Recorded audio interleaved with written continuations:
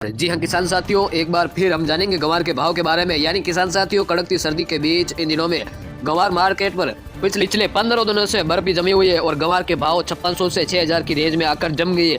पिछले दिनों में आई तेजी के बाद गंवार के किसानों को उम्मीद है गंवार का भाव एक बार फिर तेजी की एक और छलांग लगा सकता है। गंवार अब ऐसा माहौल बनता दिखाई दे रहा है। ऐसा इसीलिए कहा जा सकता है क्योंकि सोमवार को वायदा बाजार में फिर हलचल देखने को मिली। इस रिपोर्ट में हम गंवार के बाजार की हर खबर को विश्लेषण करेंगे और ये जानने की कोशिश करेंगे नए साल में गंवार के भाव कहां तक जा सकते हैं। सोमवार को वायदा बाजार में छलांग देखने को मिला। गंवार सीड 137 रुपए प्रति क्विंटल तेज होकर 6042 पर बंद हुआ, जबकि गंवार गम का 381 की तेजी के साथ 12781 के स्तर पर बंद हुआ।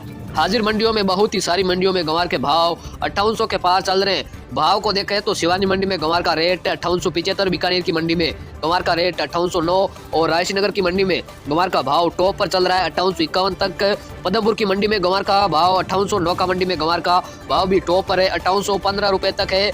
लेकिन राउतसर मंडी में भी गंवार का रेट 5825 है। नोहर की मंडी में भी 5805 और गंगानगर मंडी में भी 5821 रुपए प्रति क्विंटल तक गंवार बिक चुका है। किसान भाई, हम जानेंगे नए साल में क्या रह सकते हैं गंवार के भाव। किसान साथियों, पिछले साल के मुकाबले इस साल निर्यात डिमांड में 25% की बढ़ोतरी बताई जा रही है। डिमांड अगर इस तरह की बढ़ोतरी होती है तो डिमांड के मुकाबले गंवार की उपलब्धता कम पड़ेगी। साथियों, डिमांड और सप्लाई का रोल तो आपको पता ही है। ऐसे में गंवार का कम उत्पादन और ज्यादा डिमांड भाव से छलांग लगा सकती है।